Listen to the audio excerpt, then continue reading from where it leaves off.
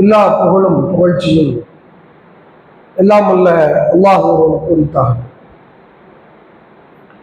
அவனது சாந்தியும் சமாதானமும் நம் உயிரிலும் மேலான நபிகள் நாயகம் ஸல்லல்லாஹு அலைஹி வஸல்லம் அவர்கள் மீதும், அன்னாரின் நல்லற தோழர்கள் தோழியர்கள் மீதும், இங்கே ஒன்றுகளும் இருக்கின்ற நம் அனைவர் மீதும் என்றும் நிலவட்டுமாக.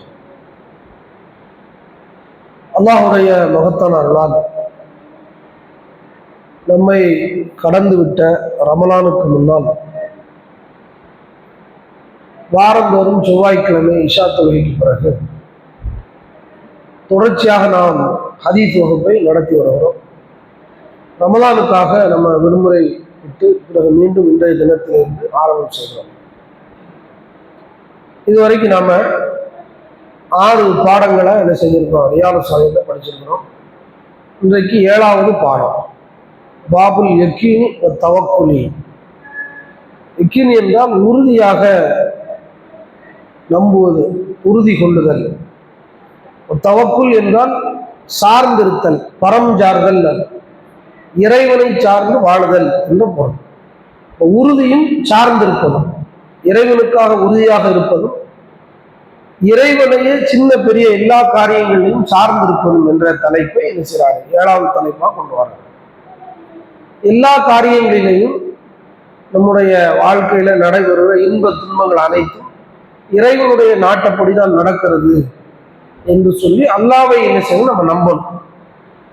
எதா இருந்தாலும் நன்மையான எல்லா காரியத்தையும் அல்லாஹ் மேல பாரத்தை போட்டு நாம் அதை செய்யணும், நம்முடைய வாழ்க்கையை நகர்த்தணும். அதான் அந்த பாடத்தலைப்புக்கான அர்த்தம். இதுல குர்ஆன் வசனங்களை முதல்ல கொண்டு வராங்க அறிஞர். ஒரு 4-5 வசனங்களை என்ன செய்றாங்க, இந்த கருத்துக்கு ஆதாரமாக கொண்டு வராங்க. கால் அல்லாஹு தாலா, உயர்ந்தோனாகிய அல்லாஹ் சொல்கிறான் சூரத்துல் அஹ்ஸாப் 33ல 22வது வசனம், வலம்மா அல் முஸ்லிம் மூமினூன அல் அஹ்ஸாப, மூமின்கள் இறை நம்பிக்கையாளர்கள் கூட்டுப்படையினர்களை, எதிரிகளாக இருக்கின்ற கூட்டுப்படையினரை பார்த்த பொழுது, போர்க்களத்திலே கண்ட பொழுது, காலு ஹாதா மா வஅதனல்லாஹு வ ரசூலுஹு, இதுதான் எங்களுடைய இரட்சகனும் அல்லாஹ்வும் அவனுடைய தூதரும் வாக்களித்தது இதுதான். எல்லாரும் இந்த தௌஹீதுக்கு எதிராக ஒன்று சேர்ந்துருவாங்க அழிப்பதற்காக. இறை தூதர்கள் பிரச்சாரம் பண்ணும்போதெல்லாம் இது நடந்துச்சு. நபிகள் நாயகம் பிரச்சாரம் பண்ணும்போது நடக்கும். ஒரு கட்டத்துல போர்க்களங்கள்ல போர்கள் மூலமாக சண்டை நடக்கும். காபிர்களுக்கும் மூமின்களுக்கும் முஸ்லிம்களுக்கும் சண்டை நடக்கும்.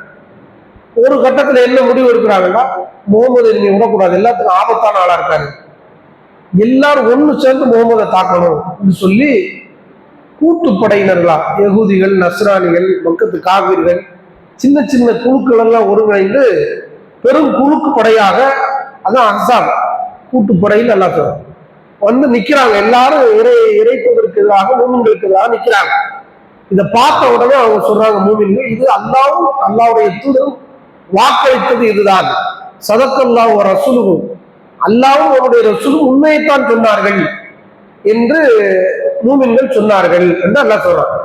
அப்ப இப்படித்தான் இந்த இஸ்லாத்துக்கு எதிராக, தௌஹீதுக்கு எதிராக ஒன்று சேருவாங்க, அழிப்பதற்காக, நம்மளை கொலை செய்வதற்காக ஒன்று சேருவார்கள். உலகம் நடப்பட்டான், இப்படிதான் இருக்கு இந்த கொள்கைக்கான எதிர்ப்பு. இது அல்லாஹ் ரசூல் ஏற்கனவே சொல்லியிருக்கிறாங்க, உங்களுக்கு எதிராக ஒண்ணு தரணுமா, நீங்க உறுதியா நிக்கணும்னு அல்லாஹ் சொல்லியிருக்கிறாங்க. அவங்க கூட்டுப்படையை பார்த்த உடனே அதை நினைவுபடுத்துறாங்க மூமின்கள். அல்லாஹ் ரசூல் சொன்ன வாக்குறுதி இதுதான், அவங்க உண்மைதான் சொல்லியிருக்கிறாங்க அப்படின்னு சொல்றாங்க.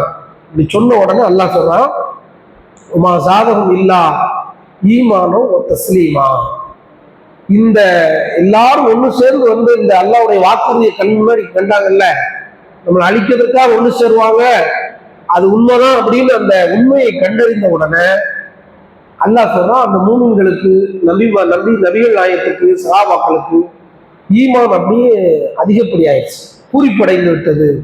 தஸ்லீமன், இன்னும் அல்லாஹ் ரசூலுக்கும் அதிகமா கட்டுப்பட வேண்டும் என்ற அந்த கட்டுப்பாடு அதிகமாகிவிட்டது. அல்லாஹ் ரசூல் சொன்ன அந்த வாக்குறுதியை கண்கூடாக பார்க்கும்போது கரெக்டா சொல்லியிருந்தாங்களே, நெகிழ்வாங்க. ஈமான் வந்து கூடுது அவங்களுக்கு.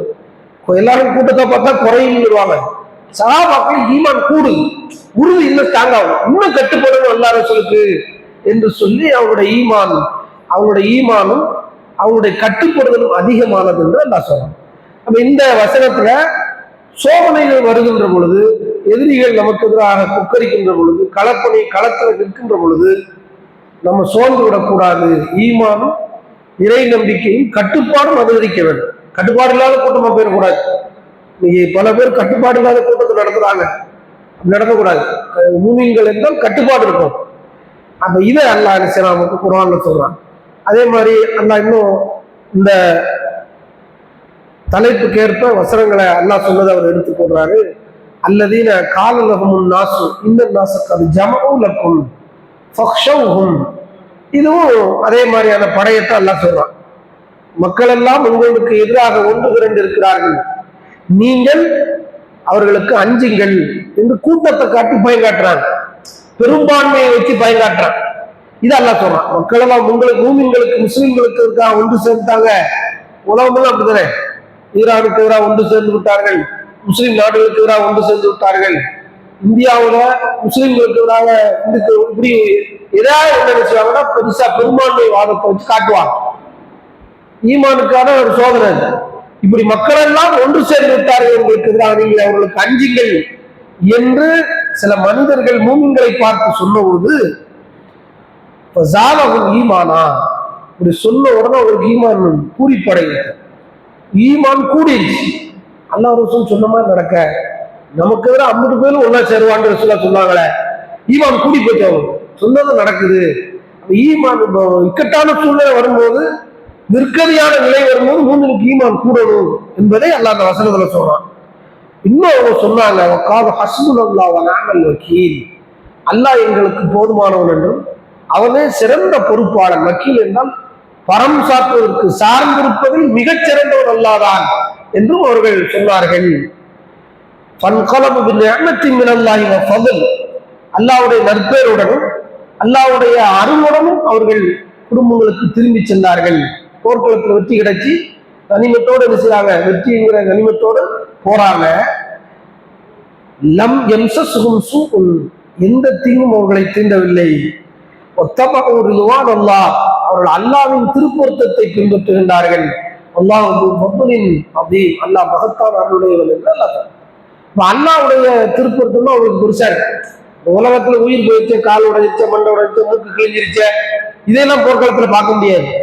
இறைவனுடைய திருப்திக்காக எது கிழிஞ்சா என்ன, எது உடைஞ்சா என்ன, எதை இழந்தா என்ன, இத்தனை பேர் இறந்தா என்ன, இப்படிங்கிற திருப்தி வரணும்னா இந்த திருப்தியைத்தான் அவர்கள் பின்பற்றுவார்கள் மூமின்கள். அவங்களுக்கு எந்த தீங்கும் ஏற்பாடு நிறைய பார்க்கிறோம். எல்லா போர்க்களங்களையும் நீங்க பார்க்கலாம். முஸ்லிம்களுடைய போர்க்களத்துல உஸ்லா காலத்துல இருந்து அதுக்கூட வரலாற்று நடந்த எல்லா போர்க்களத்திலும் இது மாதிரி வீரபுரமான செயல் நடந்துச்சு. சமயத்துல கூட ஈரான்ல ஒரு சோல்ஜர் இறந்து போயிடுவாரு. இந்த செய்தியை 2 தளபதிகள் போய் அவங்க தாயாட்ட சொல்ல போறாங்க. அவங்க தயங்கி சொல்றாங்க. அப்ப அவங்க சொல்றாங்க, செய்தி எதுனாலும் சொல்லுங்க, இந்த மாதிரி உங்க மகன் ஷஹீதாக்கப்பட்டு விட்டார் போர்க்களத்துல. உடனே அவங்க அடுத்த மறுக்கடமை அல்லாஹ்வுக்காண்டி அந்த இடத்துல சஜ்தா செய்யலாம். இதை சொல்ல வந்தாங்க பாருங்க 2 தளபதிகள், ஈரானிய தளபதிகள். அவங்க அழ ஆரம்பிச்சிட்டாங்க. ஈமான் நம்ம தளபதியா இருக்கணும், நமக்கு இல்லாத ஈமான் ஒரு பெண்மணிக்கு அதான் எழுதினாங்க. ஈரானுடைய வலிமையே பெண்களுடைய வலிமை தான், பெண்கள்கிட்ட இருந்து ஈமானை கத்துக்கிறாங்க அப்படின்னு. அப்போ தளபதிகளுக்கு பாடம் நடத்திட்டாங்க. இப்படி ஏராளமான செய்திகளை நம்ம சொல்லலாம். உயிர் வாழும் உம்மு சுலைம் அப்துல் நாசர் எழுதினார். மதுரையில பிரச்சாரத்துக்கு போன இடத்துல, வசூலுக்கு போன இடத்துல, தோரமுறிச்சி பக்கத்துல, திருச்சி பக்கத்துல மதுரை வண்டிக்கு ஆக்சிடென்ட் ஆயிடுச்சு. ஆக்சிடென்ட் ஆனா காமில் பாஷா இறந்து போயிருந்தார், மதுரை மாவட்ட செயலாளர். ரொம்ப நல்ல நண்பர், அமைதியான சாப்பிட்டான கேரக்டர், எல்லாரோடும் சமமா பழகக்கூடியவர். மாநில தலைவர் போனாலும் அதே கடைக்கு தான் சாப்பிட கூட்டு போவாரு, சாதாரண ஆள் போனாலும் அந்த மாதிரி எல்லாத்தையும் சமமாக பழகக்கூடிய ஒரு நல்ல மனிதர். அவர் இறந்துட்டாரு. அந்த செய்தி அவங்க மனைவிட்டு சொல்லணும். எல்லா பொழுதும் இறந்தாங்கிற செய்தி சொல்லித்தான் அவனுக்கு சொல்லாம மறைக்க முடியாத. அப்ப மாநில செயலாளர்களை தேடி கடைசியில திருச்சி செய்து வயசான ஆள், அவரை வச்சு நம்ம சொல்ல வைப்போம் பக்குவமா. இவங்க நேரம் போய் போன்ல சொல்றது. அவங்க சொல்றாங்க, எதா இருந்தாலும் பிரச்சனை இல்லை. அவங்க அடிக்கடி சொல்லுவாங்க, அல்லாஹ்வின் பாதையில பயணம் செய்கிற பொழுது, அல்லாஹ்வுக்காக பாடுபடுகிற பொழுது உயிர் போகணும், ஷஹீதோட அந்தஸ்து கிடைக்கணும், அடிக்கடி துஆ செய்வாங்க அப்படிதான் இருக்குன்னா நம்ம ஏத்துக்கிடுவோம் அப்படின்னு சொல்லி நம்ம மாநில நிர்வாகிக்கு அவங்க என்ன செய்றாங்க, ஆறுதல் சொல்றாங்க. கணவனை இழந்திருக்கிறாங்க, அவங்ககிட்ட ஒரு செய்தியை சொல்ல போது அவங்க நம்மளோட உறுதியா இருக்கிறாங்க. இதுதான் ஒரு மூவியோட உள்ளம் அப்படி இருக்கணும். அதான் எழுதுனா உயிர் வாழ்க்கை சிலைக்கு எழுதுனாங்க அப்படின்னு பேஸ்புக்ல எழுதுனாங்க, வலைதளங்கள்ல. அப்ப என்ன அப்படின்னு கேட்டா, உஸ்லா காலத்துல மட்டும் முஸ்லீம் இல்லை, இங்கே இருக்கிறாங்க. அது நம்ம முஸ்லீமும் அப்படின்னா பிள்ளை இறந்திருக்கும், இறந்த பிள்ளையை அவங்களே கெப்பனிட்டு வீட்டுல ஒரு மூலையில வச்சுட்டு கணவருக்கு பணிவிடை செய்யறாங்க. கணவர் வேலைக்கு போயிட்டு வருவாங்க, நோய்வாய்ப்பட்ட பிள்ளையை பற்றி கேட்கும் போது அவன் நிம்மதி அடைந்து விட்டான், மௌத்தா போறது வேற மாதிரி சொன்னாங்க. அவங்களுக்கு பணிவிடை செஞ்சு இல்லறத்துல ஈடுபடுறாங்க மையத்தை வச்சுக்கிட்டு. இப்படி ஒரு உறுதியான மனநிலை கிடைக்குமா? நம்ம செஞ்சோம்னா நம்ம அதை இப்படியா ஒரு பொம்பளை இருப்பான்ருவோம். சகாபாக்கள் எவ்வளவு யதார்த்தமா மௌத்தையும் ஹயாத்தையும் யதார்த்தமா எடுத்துக்கிட்டாங்க. அப்படியான ஒரு ஈமானிய மனு அவங்கள்ட்ட இருந்துச்சு. அப்போ அவங்க கணவர் சுபுக்கு போறாங்க, பிள்ளை இறந்த செய்தியை சொல்றாங்க, ரசூலுல்லாஹ் தொலை வைக்கப்பட்டு வாங்குறாங்க. அப்படி நடக்கு, அல்லாஹ்வுடைய துவாவும் செய்யறாங்க. இன்னும் வருது. இது உச்சகட்டமான மன வலிமை இருந்ததை செய்யணும். பிள்ளை மௌத்தா போயின நேரத்தில் கூட கணவனுக்கு பணிவிடை செய்யணும், கணவனுடைய தேவைகளை நிறைவேற்றணும் ஒரு மனிதன் நினைக்கிறப்ப இது ஈமானுடைய தாற்பயங்கள் அளவுக்கு அதிகமாக இருக்கிறார். அல்லாஹ் அந்த வசனத்தில் அப்படி சொல்றான். எப்படி சொல்றான்? அவர்களுக்கு இந்த பெருங்கூட்டம் ஒன்றிணைந்து உங்களுக்கு எதிராக மக்கள் ஒன்று சேர்ந்திருக்கிறார்கள், அஞ்சுங்கள் என்றால் சாதகம் ஈமானா, ஈமான் கூடி விடுவான், கூறிப்படைந்து விடுவார்கள் ஈமானால். காலு ஹஸ்புனல்லாஹு வ நிஅமல் வக்கீல், அல்லாஹ் எங்களுக்கு போதுமானவன், அவனே சிறந்த பொறுப்பாளன் என்று அவங்க சொல்லுவாங்க. அவர்கள் எந்த தீங்கையும் அவர்கள் சுரிக்கவில்லை. அவங்க வீட்டுக்கு போகும்போது அவங்க குடும்பத்தாரிடம் செல்கிற பொழுது அல்லாவின் அருளையும் நற்பரையும் கொண்டு திரும்புகின்றார்கள். அல்லாஹ் மகத்தான அருளுடையவன் என்று இந்த வசனத்துல சொல்றான். இந்த வசனம் ஒரு சங்கடங்கள் வரும்போது, நமக்கு எதிராக சூழ்ச்சிகள் பின்னப்படுகிற பொழுது நாம உறுதியான மனநிலை கைக்கொள்ளணும். அல்லாஹ்விட்ட ஈமான கேட்கணும். இது மூமினுடைய நிலை என்று அல்லாஹ் சொல்றான். இந்த உறுதி இருக்கிற உறுதிப்பாடு ஒவ்வொரு சோதனைகளின் போதும் அது ஈமான வலுப்படுத்தும். நம்மளை இன்னும் இந்த இஸ்லாத்துல ஆழமாக காலூன்றுவதற்கு ஒரு அமைப்பை நமக்கு உருவாக்கும். இதை இந்த வசனங்கள்லாம் நமக்கு சொல்லுது. இன்னும் அல்லாஹ் சொல்றான், தவக்கல் அலல் ஹய்யில்லதி லா யமூத், மரணமே அடையாத நித்திய ஜீவனின் மீது நீ சார்ந்தது என்று அல்லாஹ், தவக்கல் வை என்று அல்லாஹ் சொல்றான். நபியை பார்த்து அல்லாஹ் சொல்றான், யாரை சார்ந்திருக்கும் நபியே? மௌத்தே ஆக மாட்டான் பாருங்க, அல்லாஹ் உயிரோடு இருப்பான் பாருங்க, அவனை தான் நீங்க சார்ந்திருக்கணும்.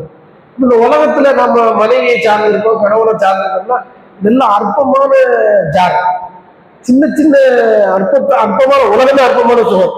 அது 40 வருஷம் 50 வருஷம் வாழ்க்கை, அதுலதான் பொண்டாட்டி வாழ்க்கை, பிள்ளை வாழ்க்கை, பேர பேத்தி வாழ்க்கை, இந்த சொகுசு வாழ்க்கையெல்லாம் வருது. இதெல்லாம் நிரந்தரமான ஜியாரத் கிடையாது, நிரந்தரமான அரவணைப்பு கிடையாது, நிரந்தரமான சார்ந்திருத்தல் கிடையாது. மௌத்துக்கு பிறகும் நம்ம யாரை அடைய இருக்கிறோமோ, எவன் மௌத்தாவாம இருக்கானோ அந்த அல்லாஹ் நபி சார்ந்திருக்கணும். அதான் நிரந்தரமான சார்ந்திருத்தலாக இருக்கும். இது அல்லாஹ் நபிக்கு சொல்றான். மௌத்தாகாத, மரணமே ஏற்படாத அல்லாஹ்வை நீ சார்ந்து. அப்பனா மௌத்தா போறவங்களுக்கு மேல நம்ம பட்சத்தோடு இருக்க முடியாது என்கிற கருத்து இது உள்ளது. எவன் மௌத்தா போக மாட்டானோ அவனைத்தான் எல்லா விஷயத்திலும் சார்ந்திருக்கு. எவெல்லாம் மௌத்தா போவானோ அவனை சார்ந்திருக்க கூடாது. ஒரு மனைவி கணவனை முழுமையாக சார்ந்திருக்கேன், சின்ன அளவுக்குள்ள சார்ந்திருக்கேன். ஒரு பிள்ளை தந்தையை சின்ன அளவுக்கு சார்ந்திருக்கேன். நாளைக்கு மௌத்து வரலாம், இன்னைக்கே மௌத்து வரலாம். ஆனா அல்லாஹ் அப்படியா? அவனுடைய சார்ந்திருத்தல், அல்லாஹ்வை நோக்கி சாய்தல் என்பது அது மௌத்துக்கு பிறகும் தொடரும். மௌத்துக்கு பிறகு நன்மை பெற்று தரக்கூடிய சார்தல். அப்படி அல்லாஹ்வை சார வேண்டும் என்று அல்லாஹ் நினைச்சான், சொல்லித்தரான். அலல்லாஹி ஃபல்யத்தவக்கலில் மூமினூன், மூமின்கள் அல்லாஹ்வையே சார்ந்திருக்கட்டும், அல்லாஹ்வின் மீதே நம்பிக்கை வைக்கட்டும் என்று அல்லாஹ் நினைச்சான், சொல்லித்தரான். இதா அஸம்த ஃபதவக்கல் அலல்லாஹ், ஏதேனும் ஒரு காரியத்தில் நபியை நீர் உறுதி எடுத்தால், ஆலோசனை பண்ணி மஷூரா பண்ணி ஒரு முடிவு எடுத்தால் அல்லாஹ் சார்ந்து, அல்லாஹ் மேல பாரத்தை போட்டு செயல்படுத்து. லாபம் வந்தால் நஷ்டம் வந்தால் அல்லாஹ் உன்னை கைவிட மாட்டான். இப்படி சொல்றாங்க. அல்லாஹ் ஒரு முடிவு எடுத்துட்டியா, இறங்கு வேலையில, செயல் திட்டத்தை முடிவு எடுக்கிறிய, செய்யணும் முடிவு எடுத்துட்டிய, அல்லாஹ் மேல பாரத்தை போட்டு இறங்கு, அல்லாஹ் அதை முடிச்சோம். வேலை செய்யற முதல்ல தோங்குறத உன் வேலை, முடிச்சுக்கிறது யார் வேலை? அல்லாஹ் வேலை. அல்லாஹ்வை சார்ந்து என்று அல்லாஹ் செய்யறான். நபியை பார்த்து எல்லா விஷயத்துக்கும் பொருள்.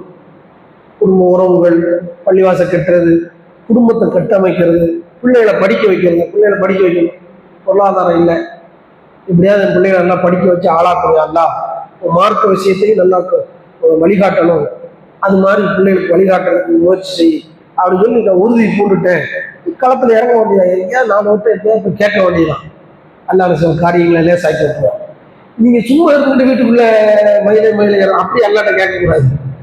உறுதி எடுக்கணும், களத்துல இறங்கணும், அல்லாஹ் லேசாக்கும், அதான் நடக்கும். அப்ப இந்த பரம் சார்பில் அல்லாஹ்வின் மீது இருக்க வேண்டும் என்று அல்லாஹ் சொல்றான். இது மாதிரியான வசனங்கள் குர்ஆன்ல ஏராளமா இருக்கு. அதே மாதிரி இந்த அல்லாஹ்வை சார்புடைய சிறப்புகளும் குர்ஆன்ல நிறைய இருக்கு. எத்தவக்கல் அலல்லாஹி ஃபஹுவ ஹஸ்புஹ், யார் அல்லாஹ்வை சார்ந்திருக்கிறாரோ அல்லாஹ் அவனுக்கு போதுமானவன்.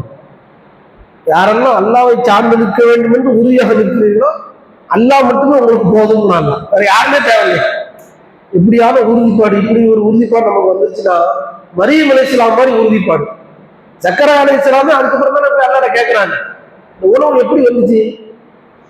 அல்லாஹ் கை காட்டுறாங்க. அப்ப அல்லாஹ் எப்படி சார்ந்திருப்பாங்க மரியம் அலைஹிஸ்ஸலாம்? அல்லாஹ்ட்ட உணவு வந்தா அல்லாஹ்ட்ட வரணும், அமைதியா இருப்பாங்க. அப்படின்னா அல்லாஹ் கண்டிப்பா கொடுத்துட்டானே. அதுக்கப்புறம் அவருக்கு மண்டையில விளங்குது, சக்கரையா நபி, ஆஹா நம்ம இப்படி கேட்கலையே, மரியம் கேட்ட மாதிரி கேட்கலையே, ஓடி அல்லாஹ்ட்ட போய் உழுது மேராப்ல உழுந்து அல்லாஹ்ட்ட கேட்கிறாரு, கெஞ்சிதாரு. அல்லாஹ் அதுக்கப்புறம் எஹியாங்கிற ஒரு குழந்தையை கொடுத்ததாக திருமறை குர்ஆன் வரலாற்றுல அல்லாஹ் நமக்கு சொல்லிட்டாரு. அப்போ இப்படி நம்ம சார்ந்திருக்கோம். சின்னது பெருசு அகம்புறம் அனைத்தும் அல்லாஹ்வை சார்ந்ததாக இருக்க வேண்டும். யார் அல்லாஹ்வை சார்கிறாரோ அவன் மட்டுமே அவனுக்கு போதுமானவன். அல்லாஹ் உங்க காரியத்தை நடத்திடுவான் அப்படின்னு இந்த வசனம் சொல்லுது. அதே மாதிரி அல்லாஹ் என்ன சொல்றான், இன்னமல் மூமினூன அல்லதீன இதா ذுக்கிரல்லாஹ், அல்லாஹ்வை பற்றி நினைவுறப்பட்டால் மூமின்கள் வஜிலத் குலூபுஹும், உள்ளங்கள் நடுங்கிவிடும், அவங்கதான் மூமின்கள். அல்லாஹ்னு சொல்லப்பட்டா, அல்லாஹ்வை பற்றி நினைவுறப்பட்டால் எவருடைய உள்ளங்கள் நடுங்கிறதோ அவரே மூமின்கள்.